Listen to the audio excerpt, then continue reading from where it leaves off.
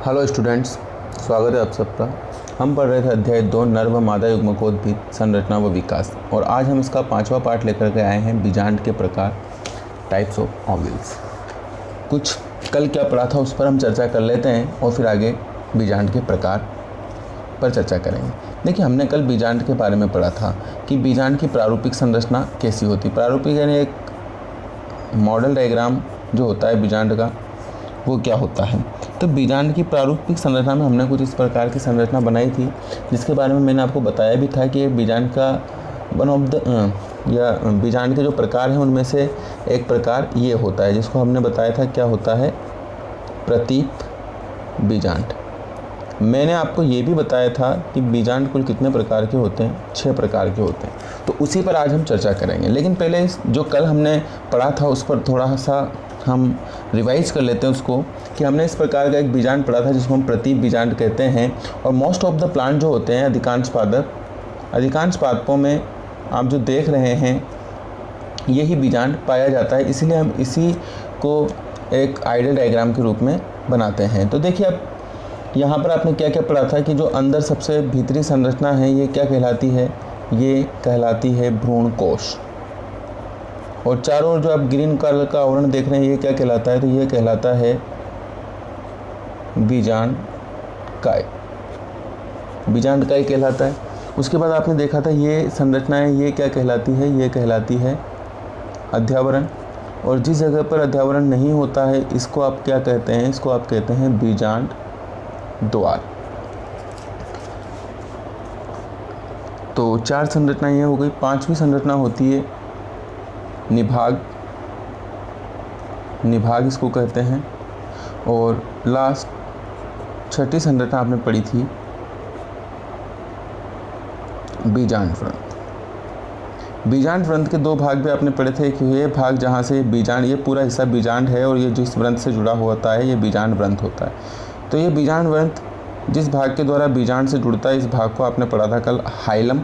और दूसरी बात कि ये जो फूला हुआ भाग है, चूँकि ये बीजांड व्रंत अत्यधिक वृद्धि करके यहाँ एक फूला हुआ भाग बना लेता है, इसको आप कहते हैं राफे।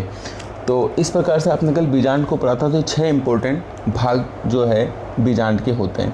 अब मैं कह रहा हूँ कि बीजांड कितने टाइप के होते हैं, 6 टाइप के होते हैं। तो 6 जो टाइप्स हैं ये 6 टाइप्स किस बेस पर बनाए गए हैं, तो ध्यान रखिए, आप इस प्रकार से ध्यान रखेंगे कि जो ये बीजांड व्रंत है, इस बीजांड व्रंत के सापेक्ष इस बीजांड की क्या स्थिति है, किस स्थिति पर ये बीजांड है। ये तो बीजांड व्रंत है और बीजांड व्रंत के सापेक्ष बीजांड की क्या पोजीशन है, इस स्थिति के आधार पर बीजांड को 6 प्रकारों में बांटा गया है। और जब हम बीजांड व्रंत के सापेक्ष बीजांड की स्थिति की चर्चा करते हैं तो मोस्टली हमें चर्चा करनी होती है निबाग की पोजीशन कहाँ है, भ्रूण कोश या बीजांड जैसा भ्रूण कोश का पोजीशन होगा वही बीजांड काय का पोजीशन होगा। तो भ्रूण कोश या बीजांड काय की पोजीशन क्या है।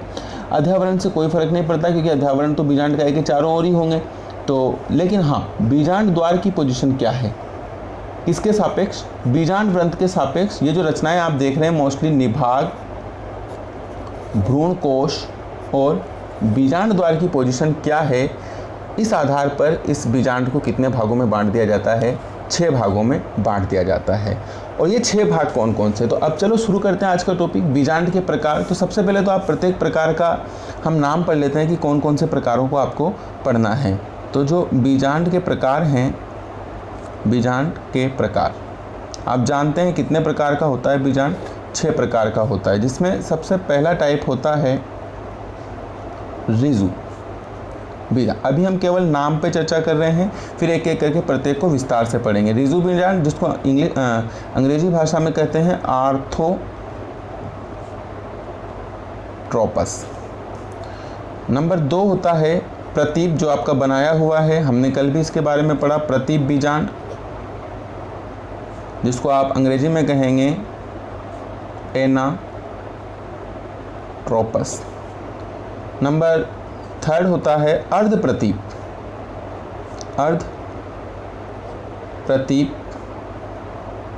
बीजांड जिसको आप अंग्रेजी में कहते हैं हेमी एनाट्रोपस।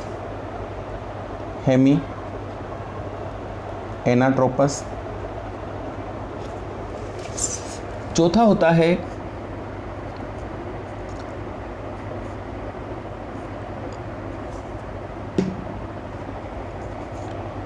अनुप्रस्थ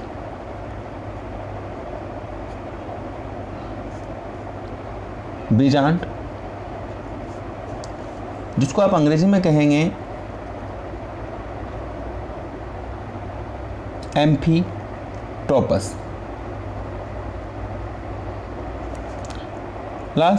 सेकेंड लास्ट, पांचवा होता है वक्र बीजांड, और लास्ट छठा होता है कुंडलित बीजांड। वक्र बीजांड को हम कहते हैं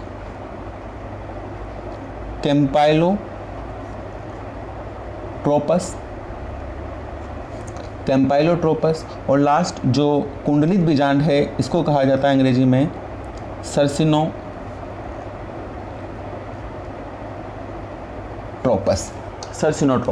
तो ये 6 टाइप्स को आपको एक एक करके स्टडी करना है। रिजु बीजांड, प्रतीप बीजांड, अर्ध प्रतीप बीजांड, अनुप्रस्थ बीजांड, वक्र बीजांड, कुंडलित बीजांड। अंग्रेजी में ऑर्थोट्रोपस, एनाट्रोपस, एनाट्रोपस, एम्फीट्रोपस, कैम्पाइलोट्रोपस और सर्सिनोट्रोपस। तो इन 6 के बारे में हमको विस्तार से चर्चा करनी है। देखिए, वीडियो में थोड़ा लेंदी इसलिए बनाता हूँ, अभी मैं प्रत्येक प्रकार के बीजांड को आपके साथ सामने हाथ से ड्रॉ करके आपको बताऊंगा कि बीजांड को कैसे बनाया जाता है। देखिए, मैं भी चाहूँ आपको शॉर्ट वीडियो जैसा कि आप लोग पसंद करते हैं, तो मैं कल आपको पता है इसी टॉपिक के ऊपर हमने लगभग 20 मिनट का वीडियो बनाया, एक एक भाग को बनाया और आपको भी बताया कि बनाना कैसे है। तो इससे आप चित्र बनाना सीख रहे हैं। कोई हम किसी कंपटीशन एग्ज़ाम की तैयारी नहीं कर रहे हैं स्टूडेंट, मैं क्लास 12th का बेस ले रहा हूँ, मैं बहुत अच्छे तरीके से जानता हूँ। अगर शायद मैं किसी कंपटीशन एग्ज़ाम के लिए तैयारी कर रहा होता तो सीधा मैं एक डायग्राम यहाँ पर बना बुनाया पहले से ऑलरेडी तैयार रखता और फिर आपको इस प्रकार से समझा देता, जैसे मैंने अभी प्रारंभ में 2 मिनट में आपको बता दिया कि क्या क्या होता है। तो ऐसा नहीं होता है। अब जब हम इन 6 ही प्रकार के बीजांडों को पढ़ रहे हैं तो यहाँ पर मैं आपको ऑलरेडी प्रिपेयर डायग्राम की मदद ना लेकर के खुद हाथ से डायग्राम बना करके, ताकि आप भी सीखें कि अगर एग्ज़ाम में ये प्रश्न आता है तो आपको हाथ से डायग्राम कैसे बनाना है। तो इस बात पे विशेष ध्यान दें। आप समय देंगे तो ही आप सीख पाएंगे। देखिए, पढ़ाई के लिए कोई शॉर्टकट नहीं होता है। मैं जानता हूँ कि ऑनलाइन में आप थोड़ा बोदर फील करते हैं और शॉर्टकट मेथड देखने की कोशिश करते हैं। मैं जानता हूँ कि अगर मैं प्रिपेयर डायग्राम लेकर के आपको ये 6 टाइप समझाऊंगा तो मैं भी 5 मिनट में अपनी बात को कह दूंगा और आपको भी बात समझ में आ जाएगी। लेकिन जब एग्ज़ाम में आपके बनाने की बारी आएगी तो आप इन डायग्राम को बना नहीं पाएंगे, क्योंकि आप बनाते कैसे हैं वो नहीं सीखे हैं। तो ध्यान दीजिए, हमें साथ के साथ सीखना भी है कि डायग्राम को कैसे बनाना है और समझना भी है। चलिए आगे बढ़ाते हैं इस टॉपिक को। तो शुरू करते हैं। सबसे पहला टाइप रिजु बीजांड या ऑर्थोट्रोपस। देखिए स्टूडेंट, रिजु बीजांड या ऑर्थोट्रोपस में क्या होता है कि जैसा हमने कल डायग्राम बनाया था वहीं से स्टार्ट करते हैं। मान लीजिए कि ये है भ्रूणकोश या बीजांडकाय है और बीजांडकाय के अंदर ये आपका भ्रूणकोश है। ठीक है, अब यहाँ पे मैं बहुत विस्तृत डायग्राम नहीं बना रहा, मैं केवल पोजीशन समझनी है। तो ये भ्रूणकोश है, बीजांडकाय है और इसके चारों ओर जो अध्यावरण है, अब कल तो हमने प्रतीप बनाया था तो वो प्रतीप, लेकिन रिजु में क्या होता है कि रिजु में जो बीजांड द्वार है वो ऊपर की तरफ ही होगा शीर्ष की ओर, और जो निभाग है वो नीचे की तरफ ही होगा। तो इस प्रकार की एक पोजीशन बन जाती है। जो अध्यावरण है ये इस प्रकार से यहाँ अध्यावरण होते हैं और ये दूसरा अध्यावरण, ठीक है, ये दूसरा अध्यावरण। इसके बाद ये जो आधारी भाग बना, ये आधारी भाग क्या कहलाया? ये आधारी भाग कहलाया निभाग। और निभाग के बाद ये किससे जुड़ा हुआ है? ये जुड़ा हुआ है बीजांड वृंत से। तो आप देखिए क्या पोजीशन रही। सबसे पहले मैंने कहा था 3 रचनाओं को तो विशेष आपको बताना है। ये है बीजांड वृंत और इससे बीजांड किस प्रकार से जुड़ा हुआ है। तो जब बीजांड जुड़ा है तो यहाँ पर ये कौन है? ये है निभाग, ये है निभाग। अंदर ये है भ्रूणकोश, भ्रूणकोश यानी कि एम्ब्रायो सेक, इसके अंदर एम्ब्रायो बनेगा। और ये है बीजांड द्वार, बीजांड द्वार। तो देखिए अब क्या पोजीशन हम यहाँ पर कह सकते हैं कि ये जो पहला टाइप हम पढ़ रहे हैं, इस पहले टाइप में क्या होता है कि जो निभाग, भ्रूणकोश और बीजांड द्वार है और प्लस बीजांड व्रंथ है, चारों रचनाएं एक सीधी रेखा में होती है। चारों रचनाएं क्या होती है? एक सीधी रेखा में होती है। तो इस प्रकार का बीजांड क्या कहलाता है? इस प्रकार का बीजांड कहलाता है ऋजु बीजांड। और दूसरी बात जो आपको ध्यान रखनी है, वो ध्यान रखनी है आपको इसके उदाहरण। तो उदाहरण क्या क्या आ जाते हैं इसके अंदर? देखिए, आपको एक बात और ध्यान रखनी है कि इस प्रकार का बीजांड जो कि बहुत सरल प्रकार का बीजांड है, तो निश्चय ही ये सबसे सरल प्रकार के पादपों में पाया जाता होगा। और सबसे सरल प्रकार के पादप कौन हैं? हम कहेंगे जो सबसे प्राचीन या सबसे आदिम, यानी जिनकी उत्पत्ति सबसे पहले हुई, तो ये आदिम प्रकार के पादपों में पाया जाता है। आदिम प्रकार के पादप, देखिए प्रिमिटिव इंग्लिश में इसको कहते हैं, और आदिम का मतलब होता है जो सबसे प्राचीन है, जिनकी उत्पत्ति, जिनका ओरिजिन सबसे पहले हुआ है। तो उस प्रकार के प्लांट्स में जो बीजांड पाया जाता है वो कौन सा होता है? वो होता है ऋजु बीजांड। और ऋजु बीजांड में आदिम प्रकार के पादप में भी एग्जाम्पल क्या है? तो इसमें आता है पॉलीगोनेसी,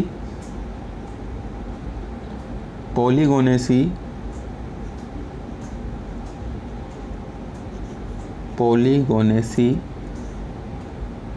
कुल के पादप। और इसके अलावा इसमें एक और आप लिख सकते हैं पाइपेरेसी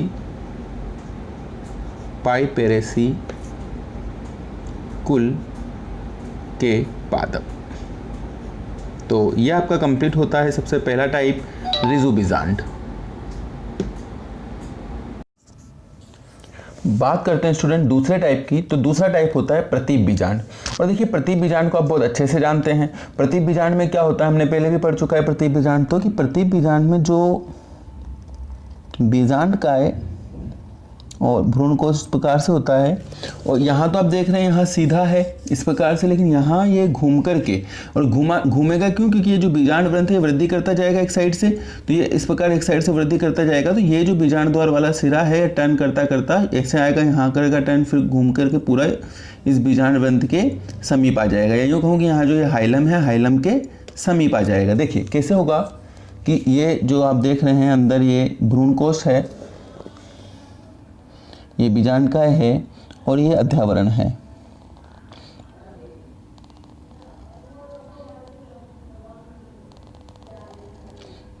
और ये हो गया बीजांड द्वार। तो अब होगा क्या कि बीजांड द्वार, ये यहाँ पे बीजांड तो ये समाप्त हो गया। बाकी जो ये निभाग के बाद का जो हिस्सा है, ये हिस्सा, ये वाला हिस्सा बीजांड व्रंथ का है। बीजांड व्रंथ पहले छोटा सा था, लेकिन धीरे धीरे ये वृद्धि करके अपने आकार को बढ़ाता गया। पहले यहाँ था, फिर बीजांड व्रंथ वृद्धि करके यहाँ तक आ गया। तो जो हिस्सा यहाँ था वो घूम करके यहाँ आ गया। तो इस प्रकार से ये पूरा घूम जाता है, और ये जो बीजांड तैयार होता है, इस बीजांड को क्या कहते हैं? इसको कहते हैं आप प्रतीप बीजांड। देखिए प्रतीप बीजांड में क्या हुआ, वापस हम नामांकित करते हैं इसको। ये बीजांड व्रंथ है, ये बीजांड द्वार है, ये भ्रूणकोश है, भ्रूणकोश, और ये क्या है? निभाग है। तो देखिए यहाँ में तो क्या था कि चारों सीधी रेखा में थे, प्लस निभाग, भ्रूणकोश और बीजांड द्वार भी सीधी रेखा में थे। लेकिन यहाँ इस बीजांड के सापेक्ष में क्या, बीजांड व्रंथ के सापेक्ष बाकी में क्या परिवर्तन हुआ कि है तो अभी भी तीनों सीधी रेखा में ही, लेकिन पहले आप देख रहे थे कि बीजांड द्वार ऊपर था, निभाग नीचे था। ठीक है, तो इस पोजीशन में जो सबसे मुख्य परिवर्तन हुआ वो ये हुआ कि ये पूरा का पूरा बीजांड जो है, ये बीजांड व्रंथ के सापेक्ष 180 डिग्री के कोण पे घूम जाता है। क्या हो जाता है? बीजांड व्रंथ अपनी जगह पे ही है, लेकिन इसके सापेक्ष जो बाकी तीनों स्ट्रक्चर हैं, वो तीनों स्ट्रक्चर क्या हो जाती है? 180 डिग्री के कोण पर घूम जाती है। कितने डिग्री के कोण पर घूम जाती है? 180 डिग्री के कोण पर घूम जाता है। कौन? बीजांड व्रंथ के सापेक्ष संपूर्ण बीजांड, या यूँ कहूँ कि निभाग, भ्रूणकोश और बीजांड द्वार, और पोजीशन तीनों एक ही रेखा में होते हैं। तो इस प्रकार का जो बीजांड तैयार होता है, इस बीजांड को आप क्या कहते हैं? इसको आप कहते हैं प्रतीप बीजांड, या एनाट्रोपस बीजांड। और अगर बात करें इनके उदाहरणों की, तो उदाहरण कौन कौन इसके अंदर आते हैं। अच्छा, उदाहरण में आप ध्यान रखें, जैसे आपने यहाँ लिखा था आदिम प्रकार के पादप, तो आप यहाँ लिख सकते हैं अधिकांश पादप। तो अधिकांश पादपों में यह हमारे आसपास हम जितने भी मैक्सिमम प्लांट देखते हैं, अगर यहाँ जो एग्जाम्पल दे रहा हूँ उन एग्जाम्पल्स को छोड़ करके बाकी जो भी प्लांट्स हैं उन सब में क्या आ जाएगा, उन सब में प्रतीप बीजांड पाया जाता है। यानी मोस्ट ऑफ द प्लांट में इस प्रकार का बीजांड देखने को आपको मिलता है। और यही कारण होता है कि जब हम पढ़ते हैं तो जो एक मॉडल स्ट्रक्चर होता है वो हम किसका लेते हैं, वो हम प्रतीप बीजांड का ही लेते हैं, क्योंकि मोस्टली प्लांट्स में यही पाया जाता है। बात करते हैं तीसरे टाइप की।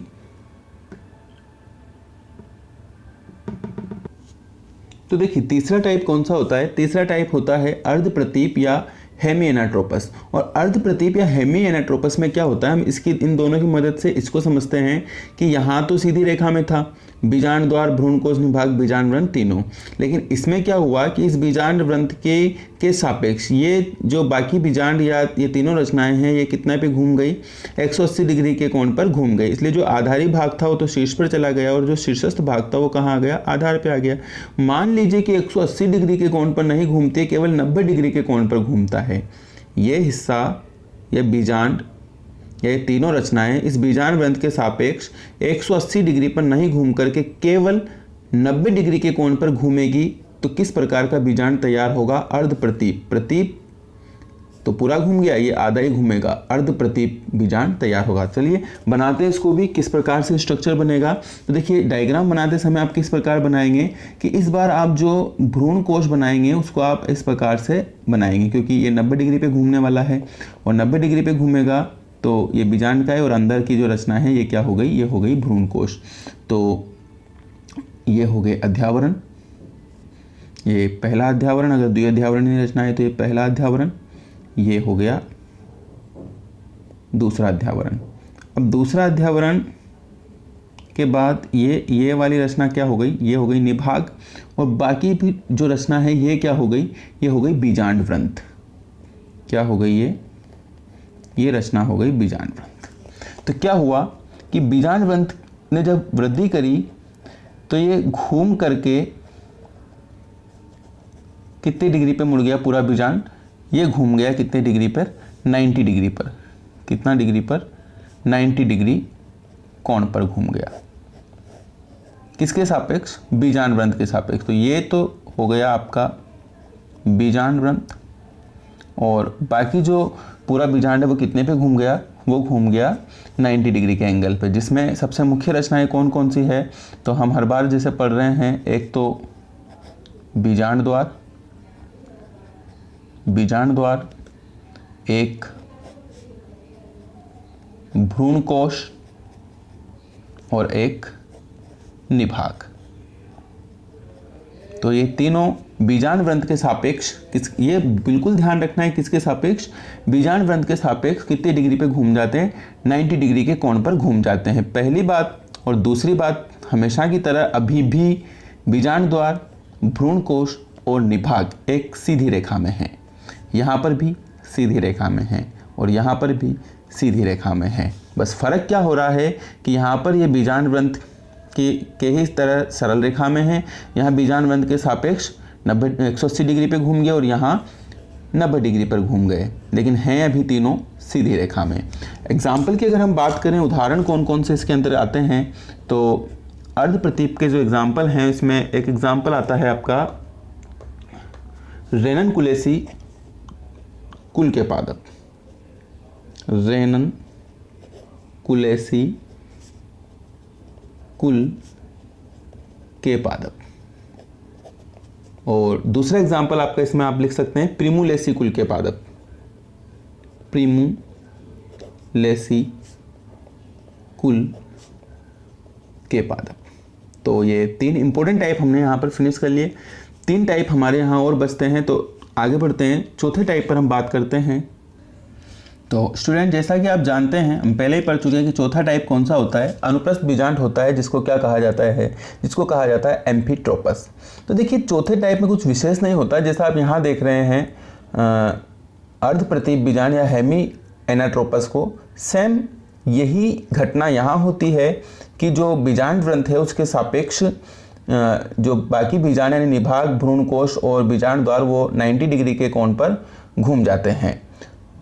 यहाँ पर भी यही होगा, अनुप्रस्थ में भी 90 डिग्री के कोण पर घूम जाते हैं। लेकिन होता क्या है कि यहाँ पर जो आप ये बीजांड द्वार देख रहे हैं ये बिल्कुल ये सीधी रेखा में है, बीजांड द्वार और भ्रूणकोश तीनों सीधी रेखा में हैं। लेकिन यहाँ अब यहाँ चेंज होगा। अभी तक आप देख रहे हैं कि तीनों रचनाएं सीधी रेखा में हैं, लेकिन यहाँ पर अब जो पढ़ने जा रहे हैं आप अनुप्रस्थ, यहाँ पर ये तीनों सीधी रेखा में नहीं होगा, घूमेगा 90 डिग्री पर। लेकिन जो लास्ट वाला बीजांड द्वार है वो मुड़ करके इधर बीजांड ग्रंथ की दिशा में घूम जाएगा। देखिए कैसे होगा, आप इधर समझिए। पांचवा हम बीजांड बनाते हैं तो जैसा मैंने कहा कि भ्रूणकोश ये सब 90 डिग्री पे घूम जाएगा, तो हम पहले इसी को बना लेते हैं। जब बनाएंगे तो किस प्रकार एग्जाम में हमको इसको अटेम्प्ट करना है, तो सबसे पहले हमने बीजांड का बनाया, ये हमने भ्रूणकोश बनाया। अब यहाँ क्या, जब हम इसको बनाएंगे अध्यावरण को जब बनाएंगे तो कुछ इस प्रकार की रचना हम अध्यावरण में बनाएंगे। ये देखिए आप क्या देख रहे हैं यहाँ पर, जब हम इस स्ट्रक्चर बना रहे हैं कि अभी तक बीजांड द्वार ऐसे सीधी रेखा में था, लेकिन इस बार बीजांड द्वार नीचे की तरफ मुड़ गया है कुछ इस प्रकार से।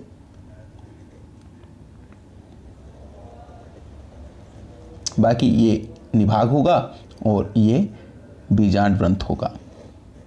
तो आपने यहाँ क्या देखा, आपने यहाँ देखा कि ये अनुप्रस्थ बीजांड जो है ये बिल्कुल अर्धप्रति बीजांड के ही समान है। यहाँ पर भी जो निभाग है और भ्रूणकोश है वो बीजांड ग्रंथ के सापेक्ष 90 डिग्री के कोण पर घूम जाता है, लेकिन जो बीजांड द्वार है वो थोड़ा नीचे की ओर मुड़ जाता है, बीजांड ग्रंथ की ओर, ये कह सकता हूं कि बीजांड ग्रंथ की ओर मुड़ जाता है। तो इस प्रकार का बीजांड क्या कहलाता है, इस प्रकार का बीजांड कहलाता है अनुप्रस्थ बीजांड। देखिए क्या हुआ है, ये है बीजांड ग्रंथ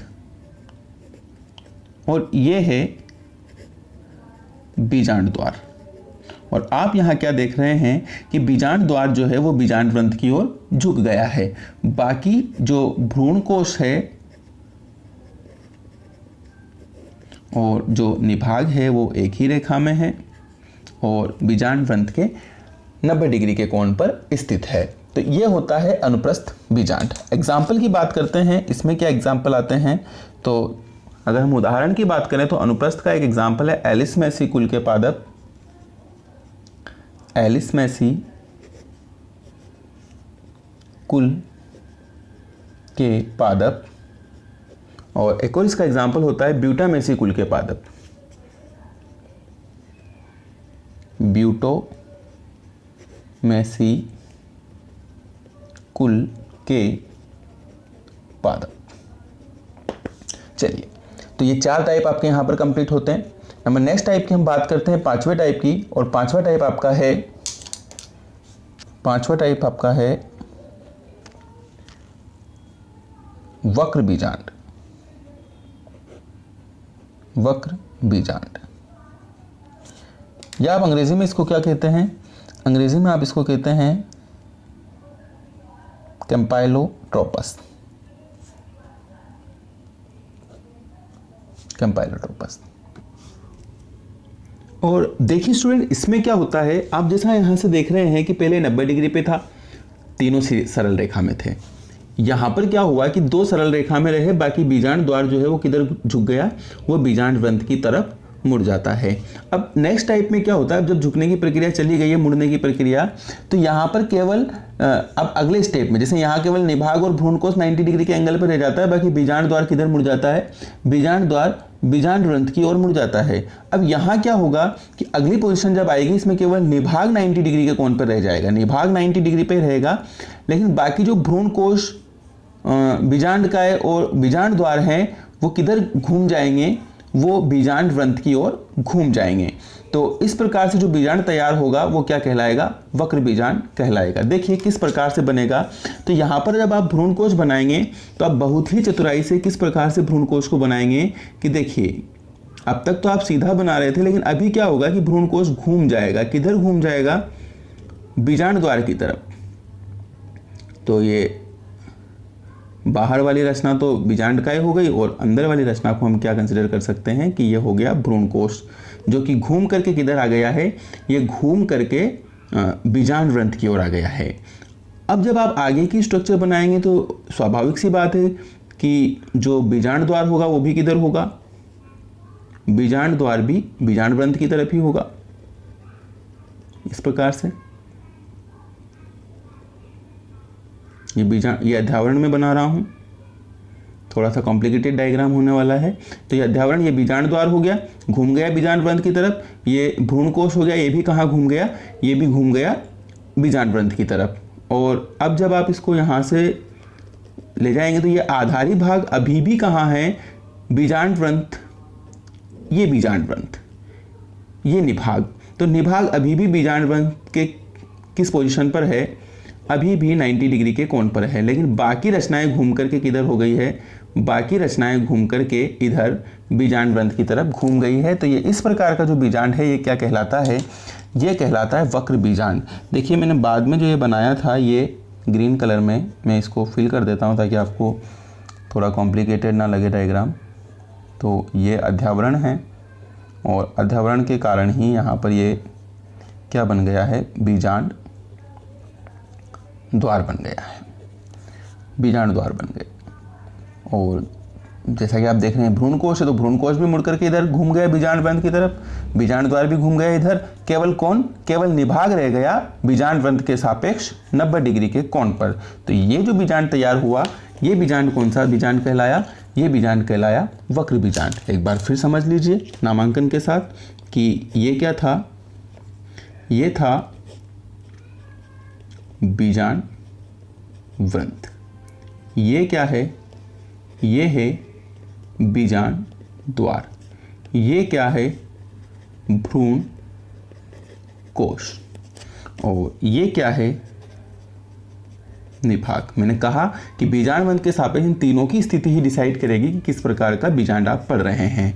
तो क्या स्थिति बनी कि बीजांड द्वार और भ्रूणकोश तो बीजांड वृंत की ओर घूम जाते हैं, लेकिन जो निभाग है वो बीजांड वृंत के सापेक्ष 90 डिग्री के कोण पर स्थित होता है। तो इस प्रकार का बीजांड क्या कहलाता है, इस प्रकार का बीजांड वक्र बीजांड कहलाता है। बात करें अगर एग्जाम्पल की, तो एग्जाम्पल यहाँ पर क्या होने वाले हैं, तो इसमें वक्र बीजांड में जो उदाहरण होते हैं वो होते हैं क्रूसीफेरी और लेग्यूमिनेसी कुल के पादप।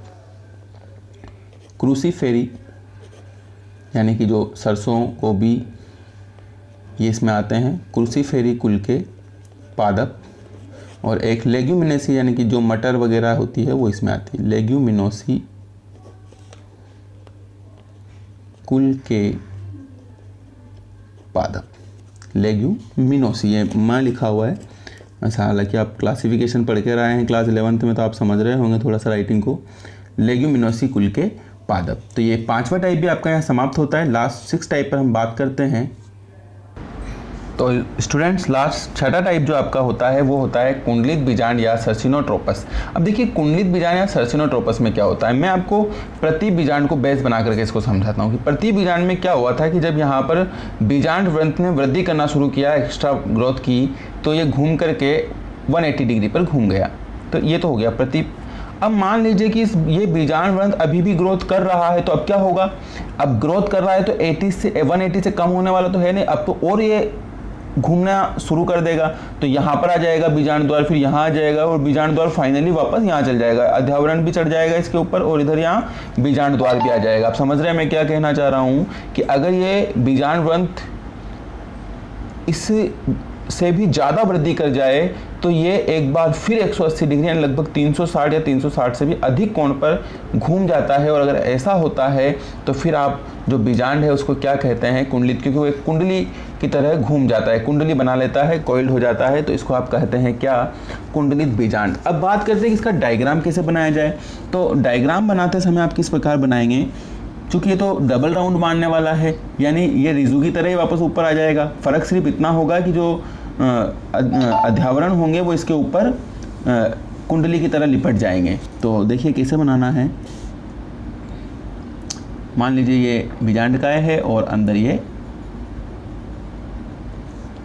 भ्रूणकोश है।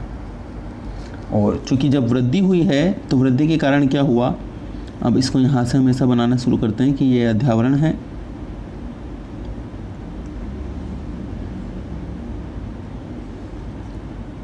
ये अध्यावरण है और ये दूसरा अध्यावरण है।